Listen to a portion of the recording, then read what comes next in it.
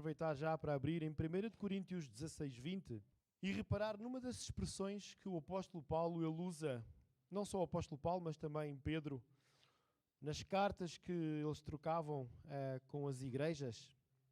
E nós temos esta expressão em 1 Tessalonicenses, 1 de Pedro, Romanos, 1 de Carta aos Coríntios, que é aquela que nós estamos a ler, 16, 20, e também 2 a Coríntios. Então, esta expressão acontece, é citada no Novo Testamento aproximadamente 5 vezes. E diz assim então, 1 de Coríntios 16, 20. Todos os irmãos vos saúdam, saudai-vos uns aos outros com ósculo santo. Ósculo santo. Ósculo significa beijo. E significava o ósculo santo, beijo da paz. Era o cumprimento que os irmãos faziam quando estavam juntos. Eles cumprimentavam-se uns aos outros. E este sinal de cumprimento, de estar, significava que eu gosto da tua presença, tu és importante para mim. E era um beijo que simbolizava a paz. Eu quero que tu estejas em paz. Quero que exista paz entre nós. Quero que exista clima de paz. Paz interior e também paz exterior. Mas, na verdade, não era o beijo ou o cumprimento em si que teria valor, mas sim sendo com esta ação o incluir, a inclusão, o acolhimento, o amor demonstrado uns aos outros com esta ação do ósculo santo. Nós temos este hábito de nos cumprimentar uns aos outros, mas certamente haverá aqui pessoas que ainda não foram cumprimentadas, ainda não lhes foram dito, olha, bem-vindo. E temos algumas pessoas novas, quer dizer, que não costumam estar entre nós. Então é muito importante que nós, como igreja, possamos praticar o ósculo santo. E é verdade que a pandemia tentou-nos afastar e tentou-nos tirar isso, mas isso já é o passado, e nós sabemos que já vivemos uma época pós-pandemia. Então vamos praticar o ósculo santo. Vamos nos levantar dos nossos lugares e vamos cumprimentar, dizendo paz do Senhor, dizendo que essa pessoa que está aqui é muito bem-vinda e importante. E principalmente as caras novas que ou não vêm há algum tempo ou estão cá pela primeira vez. Então motivo a todos a saírem dos vossos lugares e a praticar aquilo que é bíblico, que é o ósculo santo. Vamos começar então o nosso momento de louvor, louvando aquilo que é digno de toda a honra, de toda a glória e de todo o louvor. E vamos também lhe pedir que Ele reine na vida de cada um de nós.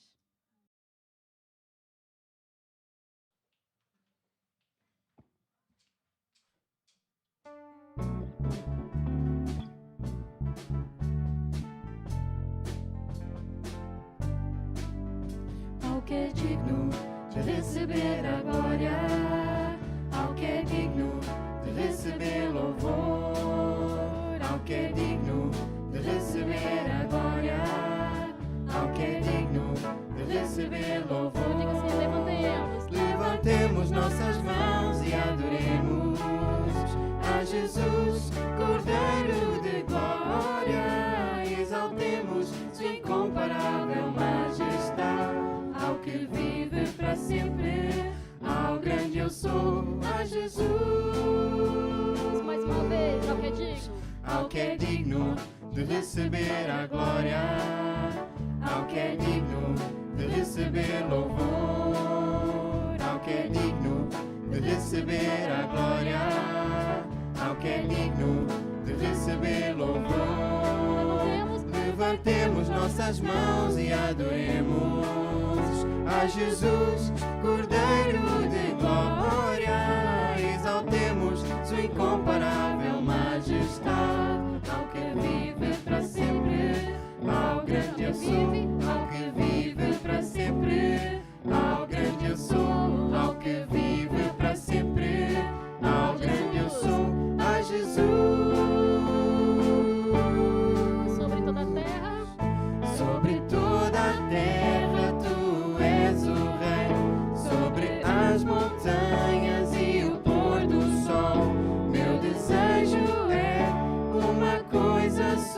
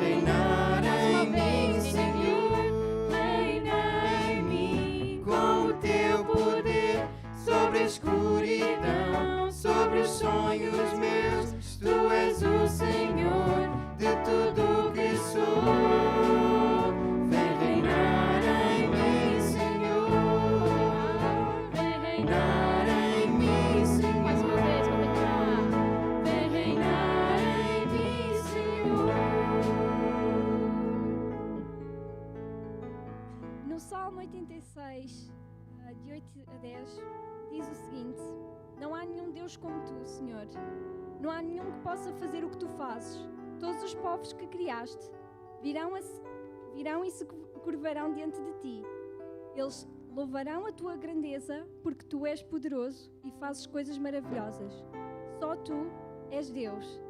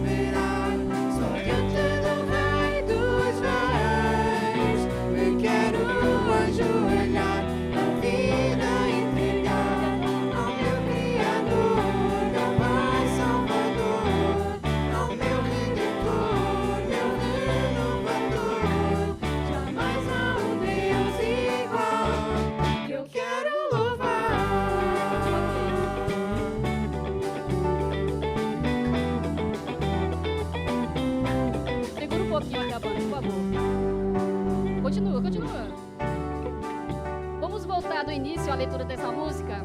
Por favor, volta o slide para o louvor que não tem. Continua, banda, continua. Vamos fazer a leitura juntos aqui, tá bom? Vamos lá, do louvor que o mundo tem. Do louvor que o mundo tem, jamais eu quero depender. Nem minha alma entregar em troca dos reinos dessa terra. Nem dar o meu coração. Com toda lealdade, com devoção, integridade, servirei ao meu Senhor que morreu por mim. Olha a letra dessa música, irmãos. Apesar de ser uma música de júbilo, né? E eu tô vendo pessoas batendo palma, porque também louvai ao Senhor com palmas. Mas é uma música de entrega. E é uma música de declaração. Que no refrão dela ela diz assim: não há Deus como tu, que é digno de louvor, de crer e esperar. Só diante, continua. Só diante do Rei dos Reis, eu quero me ajoelhar e a vida entregar. Então vamos cantar novamente essa música com júbilo, com alegria, a começar de nós aqui, e falar ao Senhor que não há Deus como tu. É por isso que nós estamos aqui nessa tarde, amém? Por causa desse Deus. Então vamos cantar alegres, com júbilo, diante desse Deus que é o único, digno de louvor e de adoração, amém? Então vamos juntos, do início. Do louvor que o mundo tem, jamais quero depender.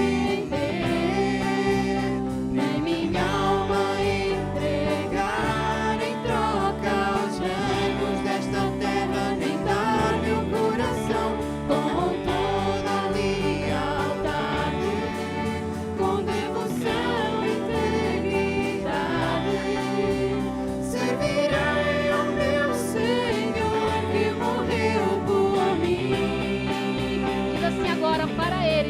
Deus como tu. Não há Deus como tu, que é digno de louvor, de crer e esperar. Só diante do Rei dos Reis me quero ajoelhar, a vida entregar. Não há Deus. Não há Deus como tu, que é digno de louvor, de crer e esperar. Só diante do Rei dos Reis me quero ajoelhar, a vida entregar. Ao meu Criador, ao meu Criador, meu Pai Salvador, ao meu Redentor, meu Renovador. Jamais há um Deus igual, eu quero louvar.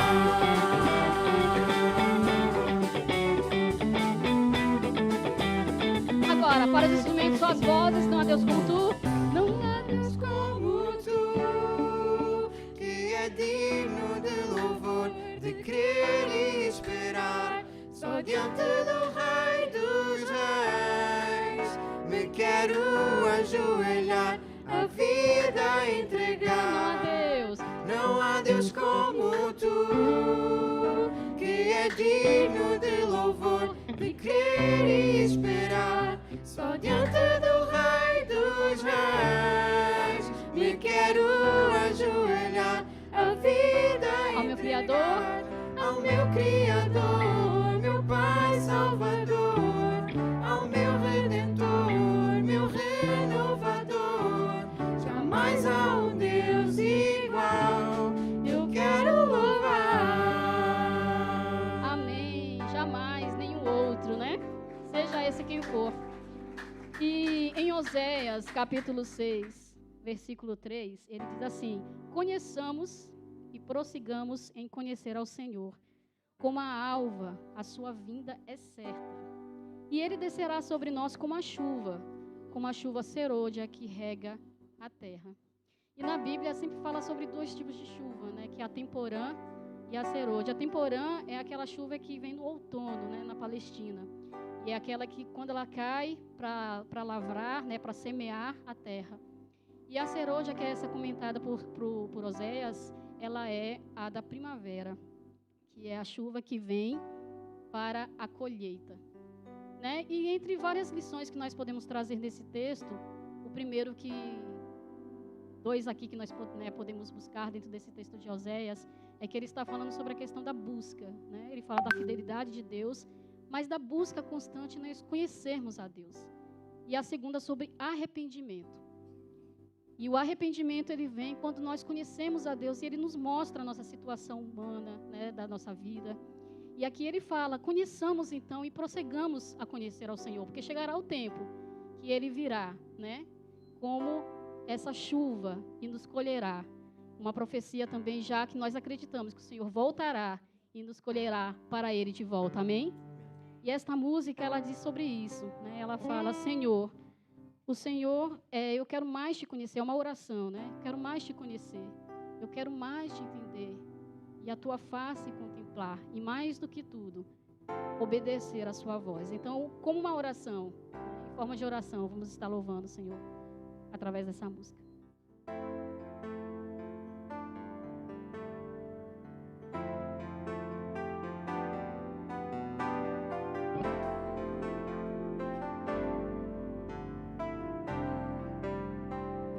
Senhor, Senhor, eu quero mais te conhecer. Senhor, eu quero mais. Senhor, eu quero mais te entender. A tua face eu quero contemplar, ouvir tua voz e te obedecer. Mais uma vez, Senhor. Senhor, eu quero mais te conhecer. Senhor, eu quero mais te entender. A tua face eu quero contemplar, ouvir tua voz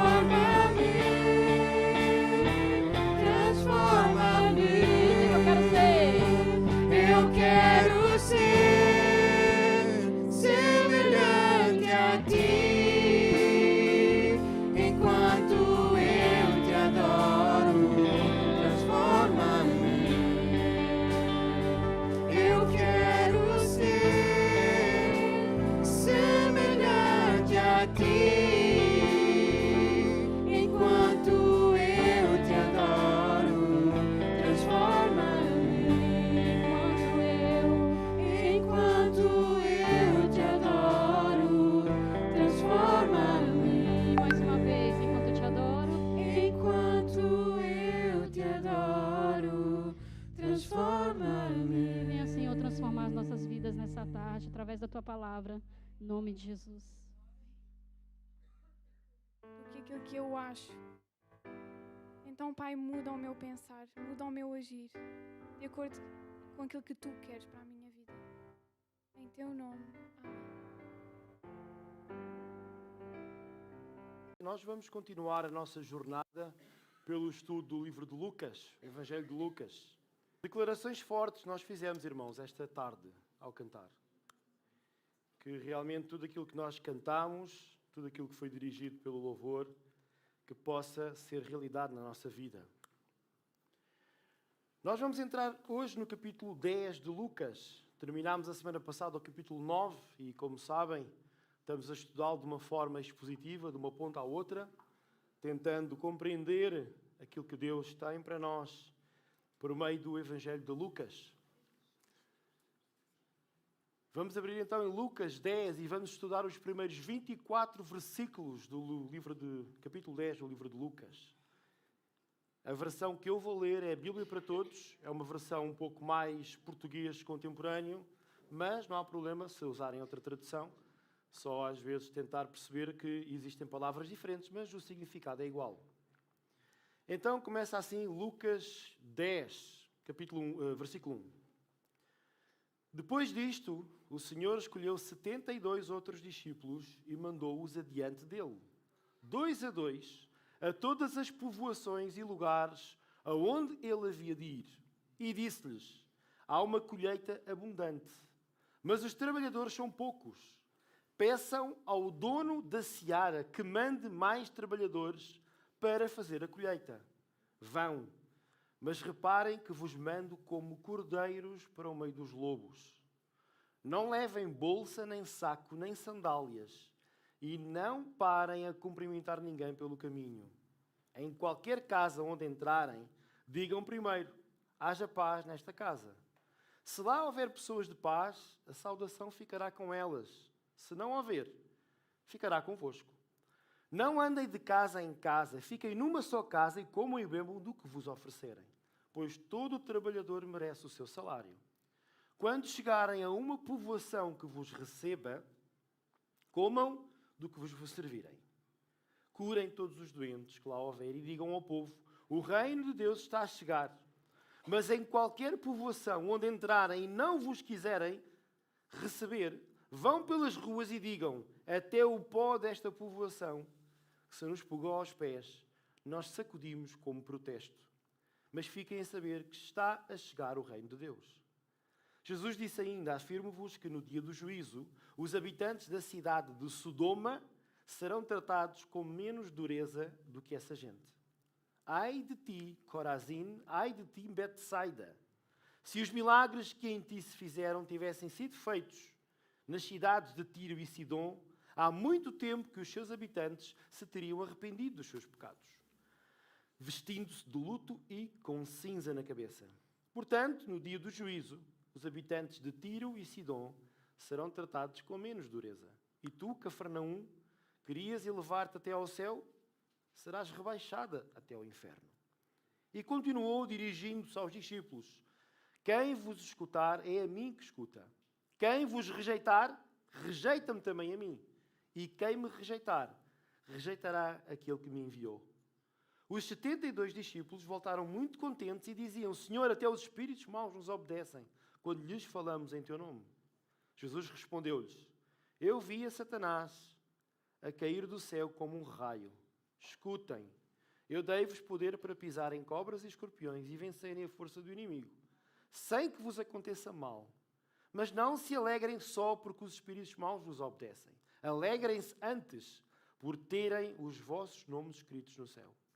Naquele momento, Jesus, cheio de alegria por a ação do Espírito Santo, disse: agradeço-te, ó Pai, Senhor do céu e da terra, porque revelaste aos simples as coisas que tinhas escondido aos sábios e aos entendidos. Sim, Pai, pois foi essa a tua vontade. Meu Pai, entrego-me. O meu Pai entregou-me tudo.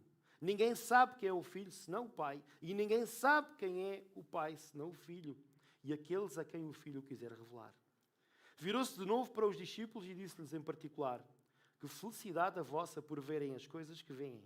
Digo-vos que muitos profetas e reis gostariam de ter visto o mesmo, mas não puderam, e de ter ouvido o que estão a ouvir, mas não ouviram. Eu vou pedir a uma pessoa para orar por mim. Irmãos, falar, explicar a palavra de Deus é uma grande responsabilidade. Então eu gostaria que um voluntário pudesse orar por mim, por favor. Nós no versículo 1 temos então aquilo que dá muitas das vezes o título a esta passagem. E é verdade que algumas passagens falam de 70, a comissão dos 70 ou o envio dos 70.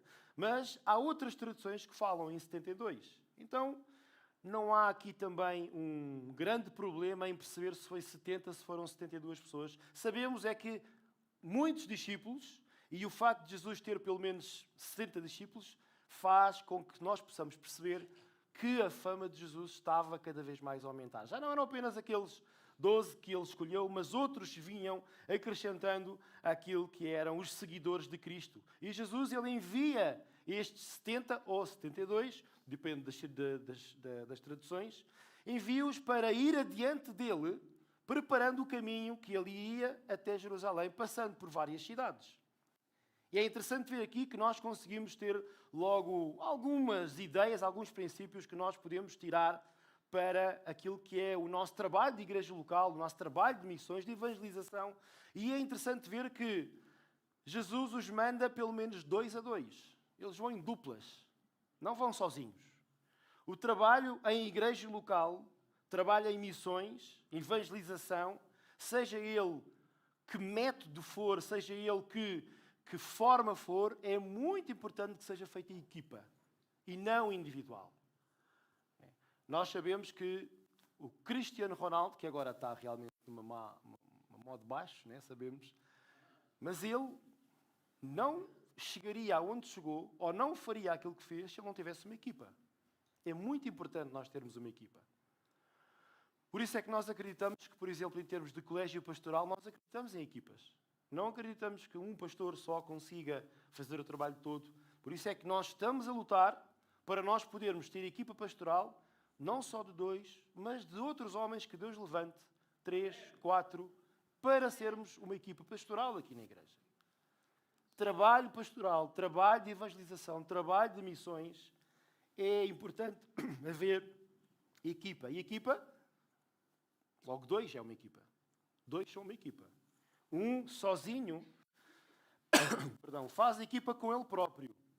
Não é equipa, é individualismo. Então é muito importante que possa haver aqui uma sintonia entre nós para que juntos possamos levar o reino de Deus até aos confins da terra. Agora a questão é, então que significa que diante de uma oportunidade que eu tenho de falar do Evangelho ou de apoiar alguém, se eu estiver sozinho não o faço? Não, faz, irmão, faz. Mas surgiu um movimento que eu acho que até teve origem ou no Brasil ou nos Estados Unidos, que é aquelas pessoas que não têm igreja, que não querem igreja, não precisam de igreja e sozinhas elas conseguem viver a sua fé. Pois isso é um engano, irmãos. Igreja é projeto de Deus. Igreja é ideia de Deus, não é ideia dos homens. Equipa, corpo, é ideia de Deus. Trabalharmos em conjunto. Todos nós termos o nosso papel no contexto do corpo de Cristo, que é a igreja, para assim fazermos o trabalho. Nós podemos até estar sozinhos na obra, naquele momento estar sozinhos, temos a oportunidade de evangelizar alguém, mas sabemos que por trás está uma igreja a nos suportar. Está uma equipa a nos suportar. Então é muito importante que nós possamos nos disponibilizar para que o Senhor nos enviando, possamos fazê-lo em equipa. E iam por todas as povoações. E Jesus diz, há uma colheita abundante, verso 2, mas os trabalhadores são poucos. Alguns pregadores, alguns estudiosos entendem que esta passagem é dirigida, este versículo, quando outras versões dizem que a seara abunda, mas os obreiros são poucos. Aqui alguns dizem que obreiros são apenas aqueles que têm funções pastorais, aqueles que são presbíteros, aqueles que são líderes. Mas, no meu entender, e também suportado por outros livros que li e outros comentários que li, esta passagem não é dirigida somente àqueles que têm o privilégio de trabalhar a tempo inteiro na obra, mas para todos. Irmãos, a grande comissão, lá em Mateus 28, em Marcos 16, em Atos 1:8, a grande comissão é para todos os membros da igreja, para todos os discípulos. Não é só para os pastores que trabalham a tempo inteiro. Então, quando Jesus está a dizer que há uma colheita abundante, existem pessoas que estão ávidas, que estão sedentas do Evangelho, de serem amadas sem condições. Mas os obreiros são poucos. Porquê? Porque nós não temos cumprido com o chamado que Jesus nos deu, de ir por todo o mundo e fazer discípulos. Na nossa cabeça nós encaramos que esse trabalho é para aquilo, é para o pastor.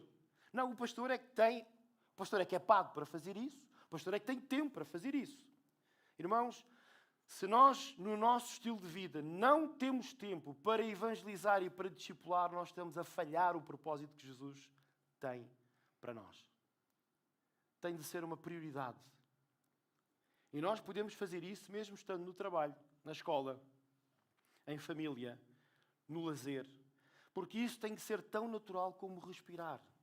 Eu explicar a razão da esperança que há em mim, conforme diz lá a 1 de Pedro, explicar a razão da minha fé aos outros tem de ser tão natural quanto eu respirar.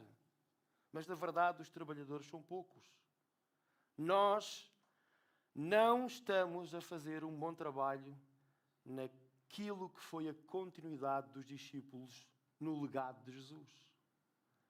A sociedade nos tem imposto um ritmo de trabalho, um ritmo de lazer, que nós acabamos por colocar para segundo plano a razão, uma das razões pela qual Jesus nos salvou, que é levar a salvação aos outros.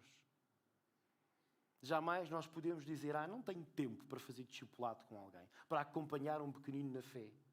Não tenho tempo para poder explicar o Evangelho àquele meu colega de trabalho.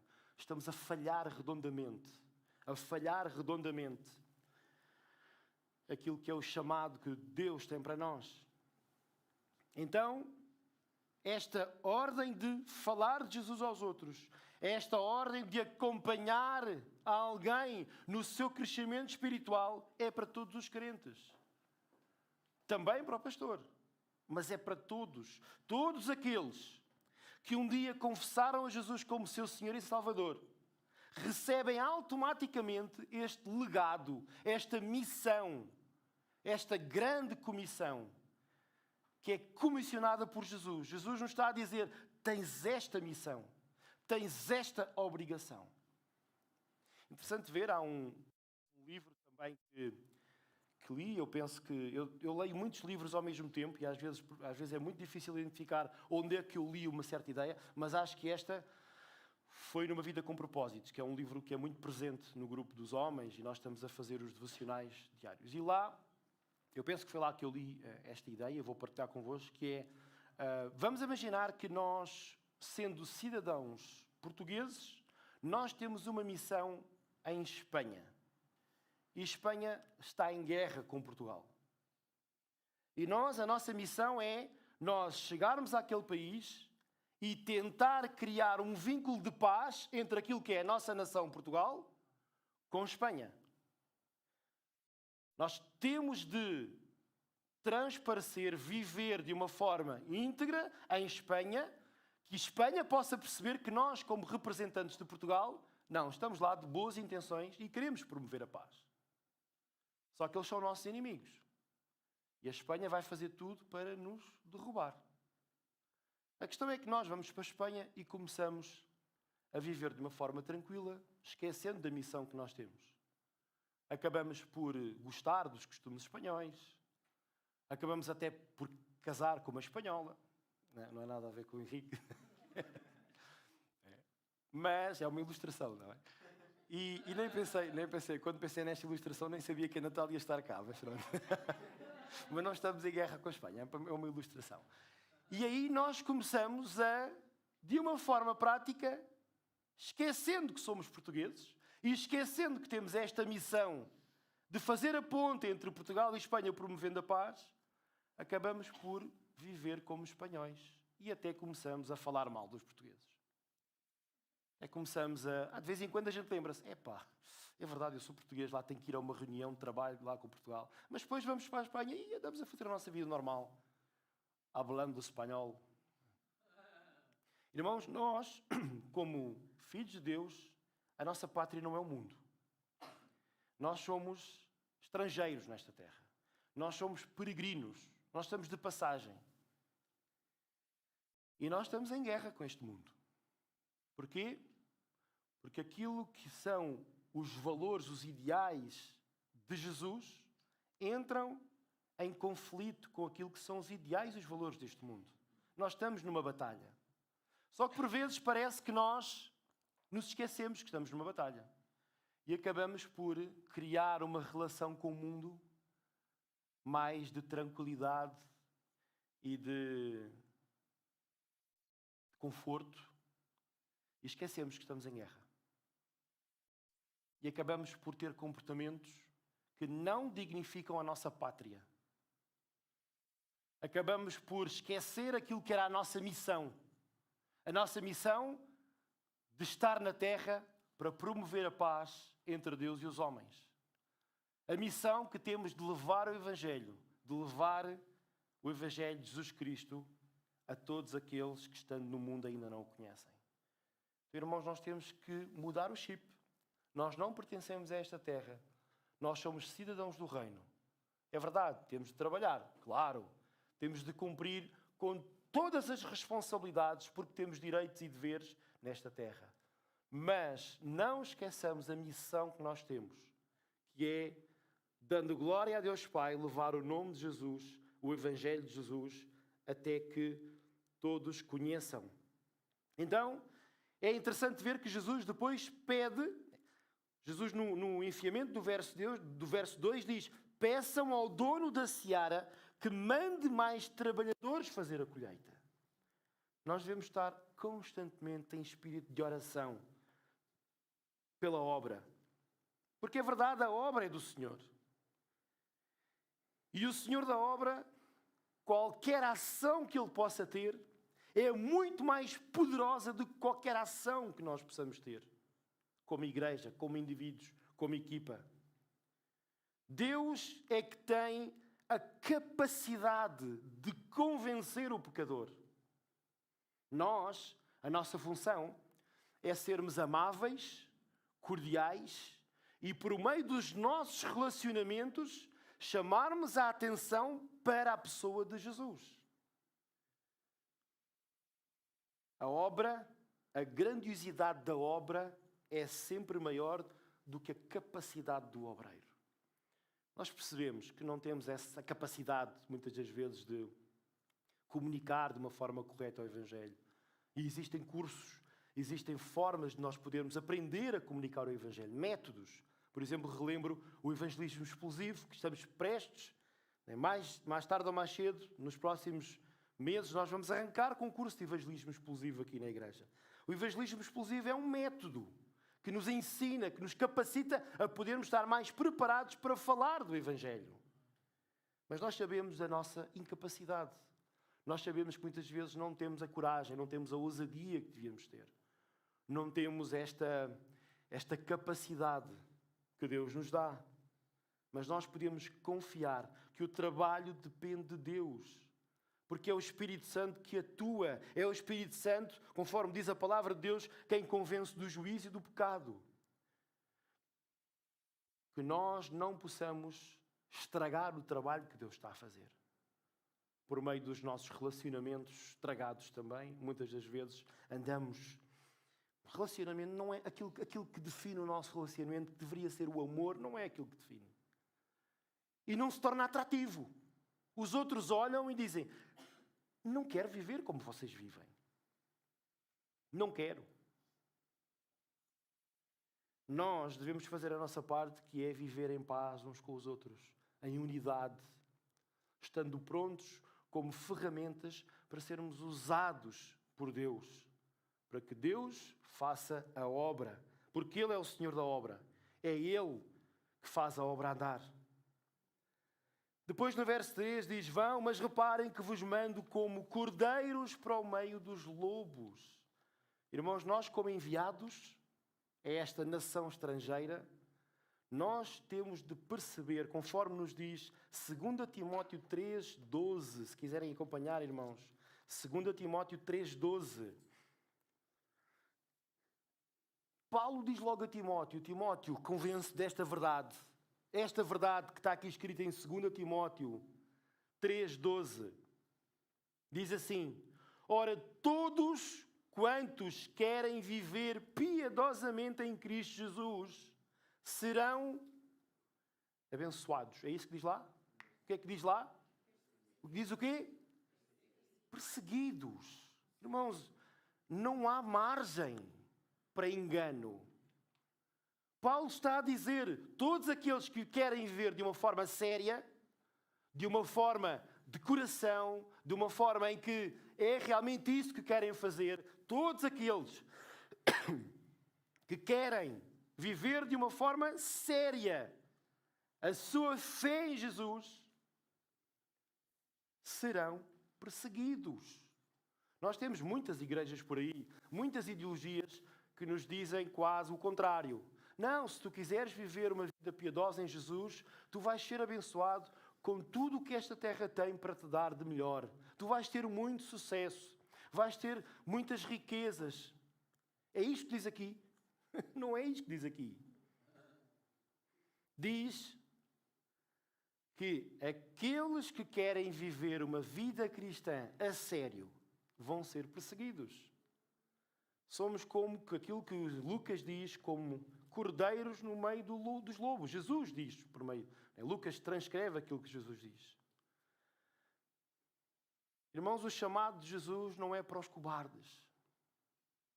Se Jesus te chama, é porque reconhece em ti coragem e ousadia para tu poderes ir lá para fora, falar da tua fé. É impossível ser um seguidor daquele que é o Salvador do mundo, daquele que foi crucificado, daquele que foi blasfemado, daquele que foi torturado, sem nós próprios enfrentarmos a hostilidade do mundo, a perseguição do mundo. Para não falar daquilo que são a fúria das hostes espirituais demoníacas, que querem a todo custo derrubar os filhos de Deus. Nós temos de ter a consciência que estamos numa guerra. Estamos numa guerra. Às vezes nós estamos na vida cristã, parece que estamos de férias. Parece que estamos numas férias. Não temos as prioridades certas, não temos os valores muitas das vezes certos, cedemos a tentações, acabamos por ter as prioridades invertidas. Nós temos de ter consciência que estamos numa guerra. E é verdade, e na semana passada falava com o Marcos sobre... O Marcos não está aqui? Ok. Falava com o Marcos sobre este contexto todo que o Brasil está a viver. Esta questão das eleições, tudo aquilo que está a acontecer. Irmãos, nós não podemos duvidar de que Deus está no controle de todas as coisas. Deus não está a dormir. Se Deus permitir que exista um contexto de hostilidade da Igreja do Brasil, mediante o resultado das eleições, o que nos custa muito, é verdade que custa a mais a alguns de vocês, porque vocês têm lá a família, têm lá... Mas a mim também me custa, e a nós todos que estamos aqui custa. Nós temos de entender que muitas das vezes a perseguição é usada por Deus para haver crescimento da Igreja.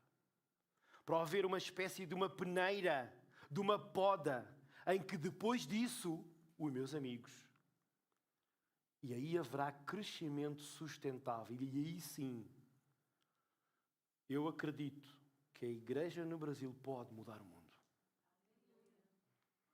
Mas tem de sofrer essa peneira. Uma das minhas reflexões, eu tive a oportunidade de partilhar um livro convosco, algumas pessoas que pediram, que era, o título dizia perto da igreja, ou dentro da igreja, mas longe de Deus, que o autor do livro, ele dizia, a tese dele era, como é que é possível o Brasil ser onde há mais igrejas evangélicas, mas onde também há muita criminalidade? Não dá para coexistir uma coisa com outra. E a tese dele era que muitas destas igrejas estão contaminadas. estão sendo frequentadas por pessoas que são simplesmente crentes nominais. Não vivem a sua fé de uma forma séria. E irmãos, não pensem que é só no Brasil, aqui em Portugal também o há. Nós, por vezes, acabamos por, num sentido crítico, falar com os católicos romanos e dizer: vocês são cristãos nominais. Quantos não há no nosso meio que também o são? Que vêm à igreja ao domingo e até cumprem com aquilo que são as suas obrigações para com a igreja, dando o dízimo e até servindo em alguma área, mas depois levam vidas afastadas do Evangelho durante a semana. E não deixam Cristo moldar o seu caráter. Não há transformação de vida. Não há o eis tudo se fez novo. Jesus continua no verso 4, num sentido de guerra, num sentido em que estamos no meio da guerra. A missão que Jesus deu não era uma missão de... Era uma missão de paz, no sentido em que os discípulos levariam a paz. Em que os discípulos eles iriam ser promotores da paz, promotores daquilo que era a paz. Mas eles tinham de ter a consciência de que iam estar num contexto de hostilidade, de guerra. Por isso esta ilustração de cordeiros, o cordeiro não faz mal a ninguém. Cordeiros, promotores da paz, promotores do amor, promotores daquilo que é estar em unidade. Quem é que já não viu um rebanho? Né? Sabemos, os rebanhos andam todos em unidade. Mas nós vamos para o meio dos lobos. Vamos para o meio de pessoas que não querem o nosso bem. Então, irmãos, nós temos que entender que somos cordeiros. Não viemos para fazer guerra. Mas estamos no meio dos lobos que nos querem tragar, que nos querem destruir, que nos querem matar. Porquê? Porque estes lobos obedecem àquilo que é o pai deles. Ao diabo que veio matar, roubar e destruir. E é isso que o diabo faz.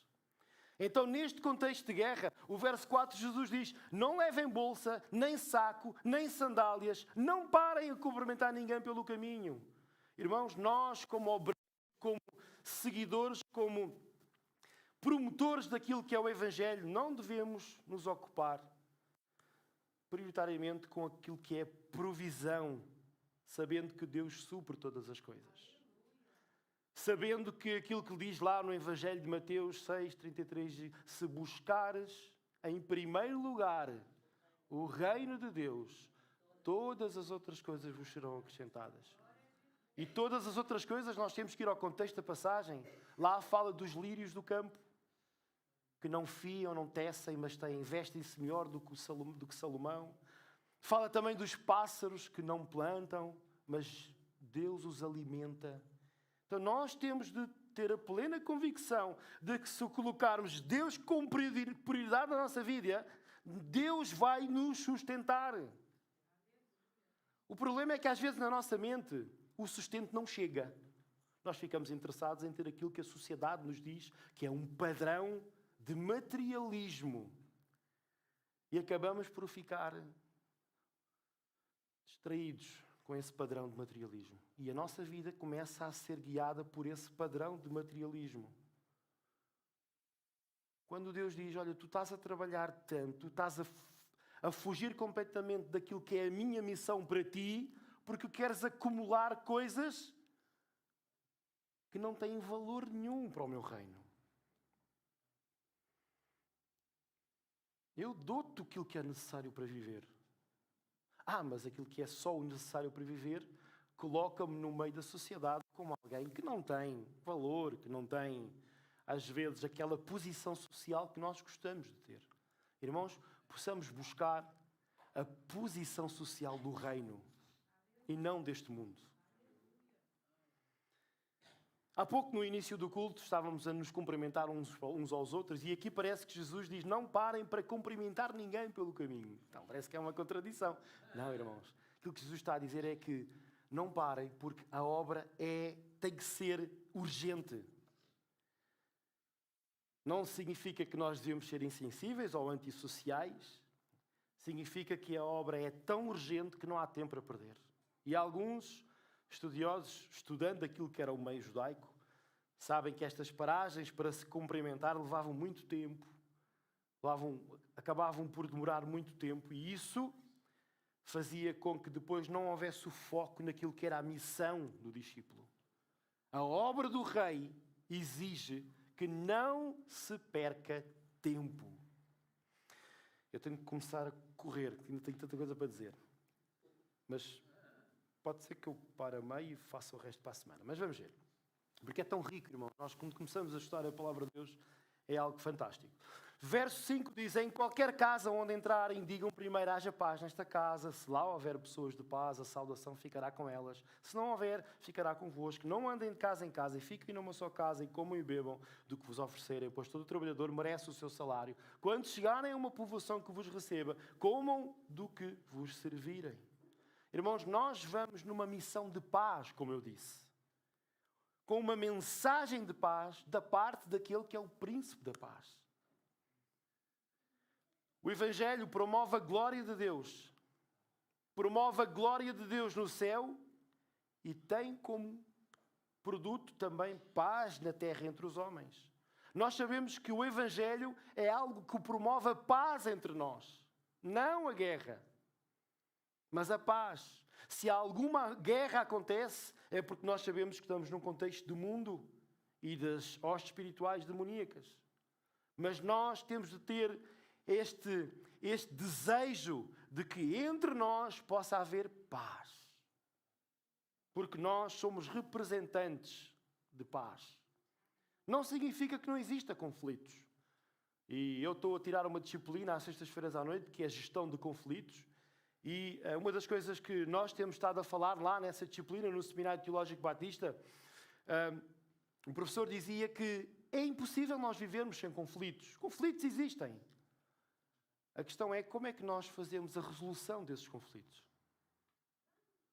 Porque o conflito ocorrendo pode ser um conflito que nos ajude a mudar, a sair da nossa zona de conforto, que nos ajude a crescer.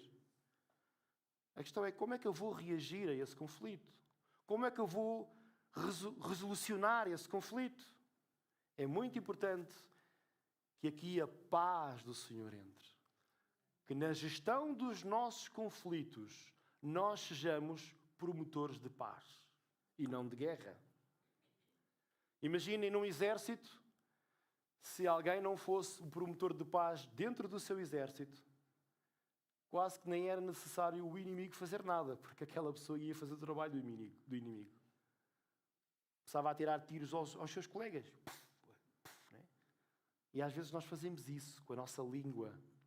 Às vezes nós fazemos isso com aquilo que pensamos. Estamos a mandar tiros no nosso brother in arms que está lá a combater connosco. Aqui, quando Jesus fala dos lares, nós sabemos que os lares foram um lugar estratégico, muito importante naquilo que é o crescimento das igrejas. Instalações só mais tarde depois foram começando a ser adquiridas para haver ajuntamentos. Até então era em casas.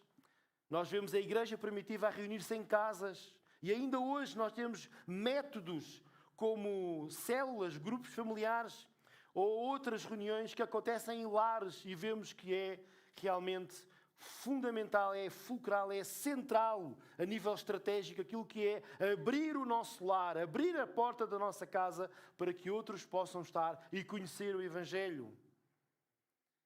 É interessante ver aqui que Jesus fala dos lares e fala da povoação. Então há aqui a missão em casas, mas também aquilo que é a missão urbana no contexto de cidade. Aqui nós temos esta casa que serve de contexto para a missão urbana, no contexto de Sesimbra, e as nossas casas vão servindo. E às vezes até nem é necessário haver nada organizado pela igreja, mas só esta postura, esta atitude de abrir a porta da nossa casa para poder acolher aqueles que ainda não conhecem Jesus e poder experimentar o amor de Jesus. O problema é quando esse amor não é cultivado em casa. E quando a pessoa que vai em busca do amor de Jesus entra em casa do outro e só vê a guerra. Só vê a disputa. Só vê a desrespeito. Então é muito importante que nós possamos cuidar das nossas famílias também, porque as nossas famílias, os nossos lares, são prioritários naquilo que é a estratégia de expansão do Evangelho. Deus quer usar as nossas famílias. Deus quer usar a unidade que existe entre os casais e entre os pais e filhos. Deus quer se dar a conhecer também pelo aquilo que são casamentos e famílias saudáveis. É muito importante que nós possamos vigiar nesse contexto. Aquele que está em pé, cuidado para que não caia. E se nós temos esta estratégia, que nós possamos entender que os nossos lares têm de estar em condições para poderem ser usados por Deus para a implementação do Evangelho.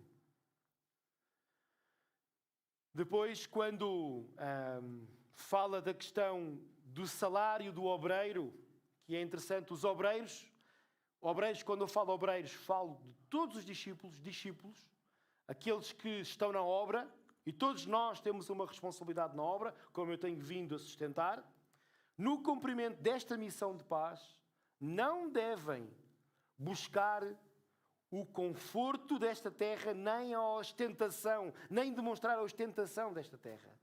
Devemos procurar a simplicidade, a modéstia, a fim de que não possamos atrair a atenção para nós mesmos, mas a atenção seja atraída para Deus.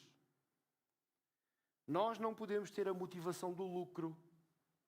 Nós devemos confiar plenamente no sustento de Deus. Deus sabe que cada um de nós precisa de um salário para viver.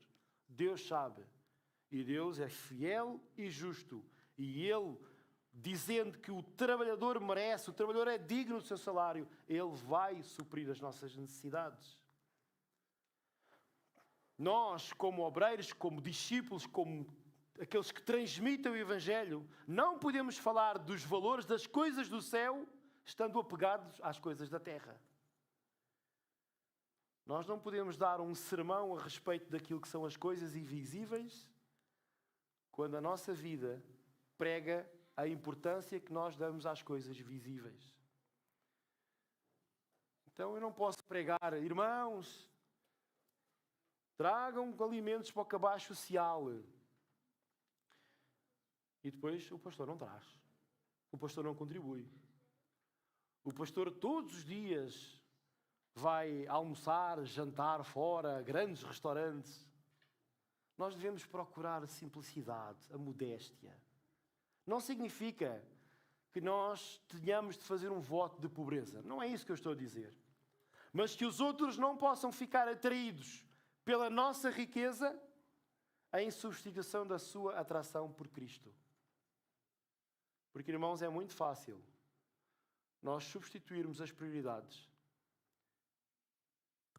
E a Bíblia fala disso de uma forma clara. Não podeis servir a dois senhores.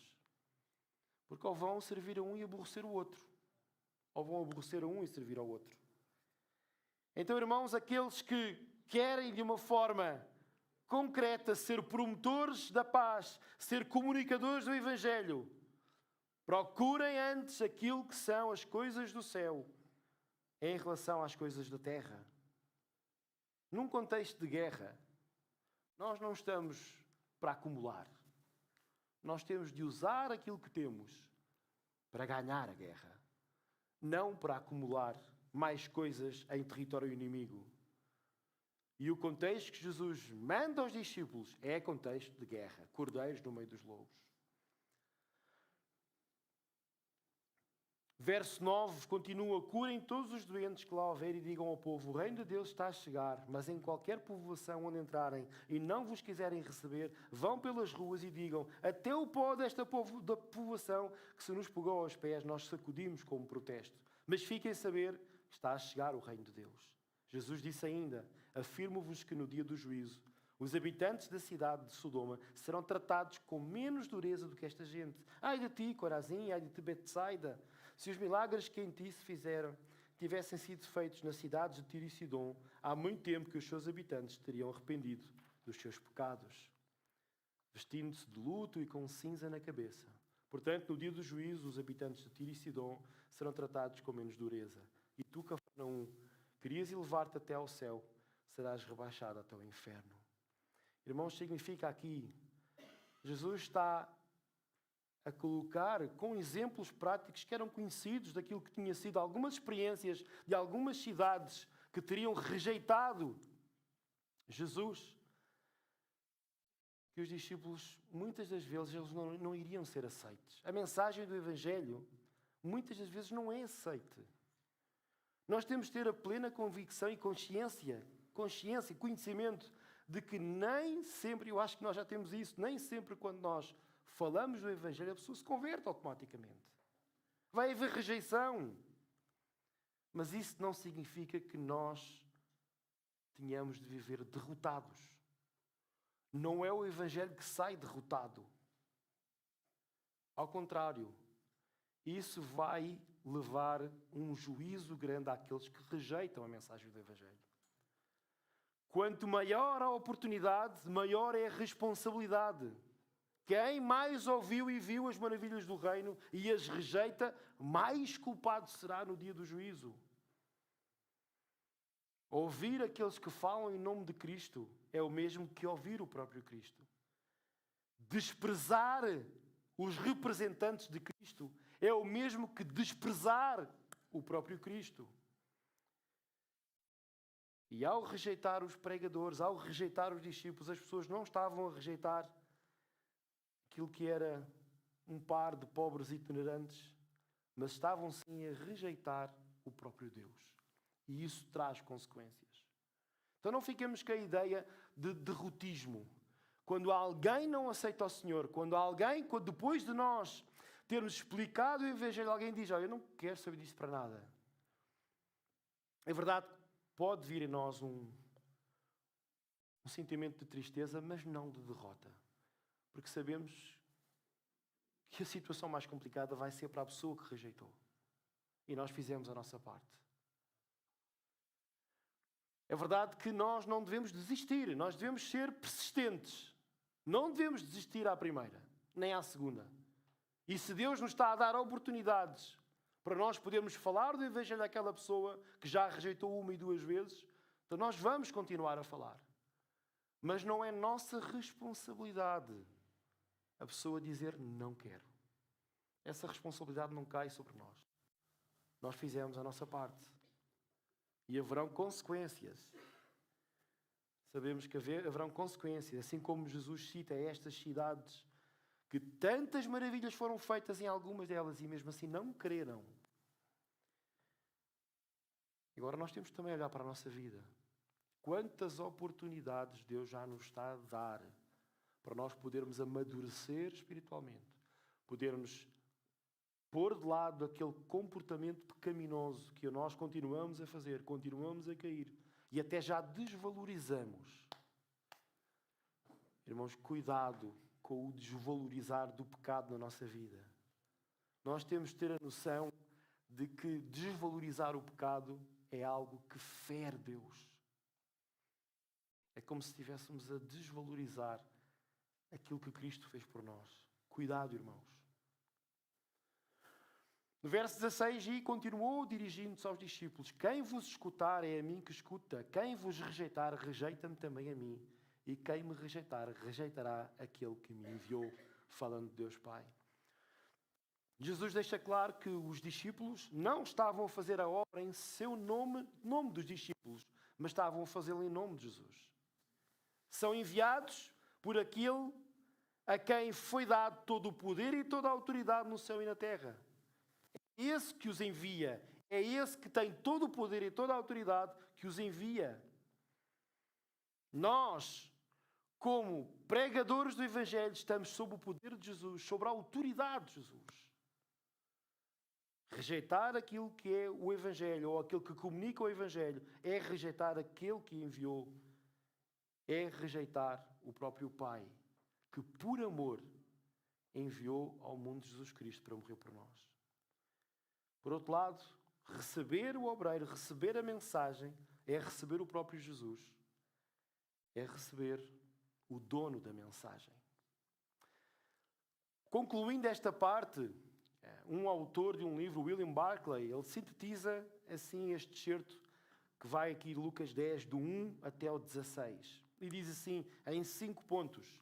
E eu acho que vou terminar aqui e depois, para a semana, eu vou pegar na segunda parte desta passagem, quem sabe até trazendo mais alguma parte, porque eu prefiro trazer talvez pouca coisa de cada vez, senão depois é muita coisa e as pessoas dispersam. Então, tenho que ter esta capacidade também de perceber quando é que já é muita informação. E o William Barclay sintetiza e diz assim, primeiro, o pregador, aquele que comunica o Evangelho, todos nós, o discípulo, não deve estar sobrecarregado com preocupações financeiras relativamente a este mundo. Sabemos aquele que é o nosso sustentador. Sabemos que se estivermos dentro da vontade de Deus, Ele vai nos sustentar. Segundo, o pregador deve estar concentrado com todas as suas forças naquilo que é a realização da sua tarefa, de falar do Evangelho aos outros. Esta é a nossa tarefa, esta é a nossa missão. Nada nos pode desviar desse foco, nada nos pode retirar daquilo que é a concentração de cumprir com esta tarefa. Levar o Evangelho aos que ainda não conhecem Jesus. Terceiro lugar, o pregador não deve estar no reino de Deus, não deve estar a trabalhar para Deus por ganância, por obter alguma coisa por meio do relacionamento com Deus. Sendo Deus um meio para alcançar algo. Deus tem de ter um fim em si próprio. Nós nos relacionamos com Deus por causa de Deus, não pelo aquilo que podemos obter por meio de Deus. Em quarto lugar, escutar a palavra e transmitir a palavra é uma grande responsabilidade. Quando nós temos uma mensagem da parte de Jesus e nós temos de levar essa mensagem a outros, é uma responsabilidade muito grande que nós temos e não podemos desanimar, não podemos desistir, temos que ser persistentes. E por fim, é algo terrível rejeitar o convite do Evangelho. E nós vemos isto diante daquilo que Jesus fala para com estas cidades. É algo terrível. E se alguém está aqui esta tarde e quer mudar a sua vida com Jesus, quer aceitar este convite do Evangelho, que não possa rejeitar, que possa falar com Deus e aceitar Jesus como Senhor e Salvador, reconhecendo que é pecador, reconhecendo que pelos seus próprios meios, sozinho não consegue chegar até Deus, que precisa de Cristo. Cristo é aquele que é o único intermediário entre Deus e os homens, aquele que pagou o preço do pecado por nós e que ressuscitou ao terceiro dia, nos dando condições para nós podermos viver com Deus em paz e nós próprios sermos promotores dessa paz para com os outros. Amém, irmãos? Para a semana irei continuar a partir do verso 17. É uma boa justificação para não faltarem ao culto da próxima semana. Vamos orar, irmãos. Obrigado, Senhor, pela Tua palavra. Senhor, é fantástico quando nós podemos estudá-la, quando nós podemos cavar o texto e podemos, Senhor, tirar tantos tesouros, Senhor, e tanta coisa útil para nos ensinar a viver de acordo com a Tua vontade. Ajuda-nos, Senhor, a estar focados em Ti. Ajuda-nos a nunca duvidar do Teu amor, a nunca duvidar do Teu cuidado, Senhor. E ajuda-nos a estar focados, concentrados, investindo todos os nossos recursos e todas as nossas energias naquilo que é a missão que Tu nos deixaste, de ser promotores da paz, levando o Evangelho até aos confins da terra, Senhor. É verdade que esta ideia de confins da terra fica muito longe, Senhor, mas aqui, com as pessoas com quem eu trabalho, com as pessoas com quem eu estudo, com as pessoas da minha família, que eu possa ser promotor da paz e comunicador do Evangelho, aqui, com as pessoas que me rodeiam, Senhor. Porque cada um fazendo aqui, vai chegar até aos confins da terra, Senhor. Obrigado por tudo o que tens feito por nós. Em nome do Senhor Jesus. Amém, Senhor.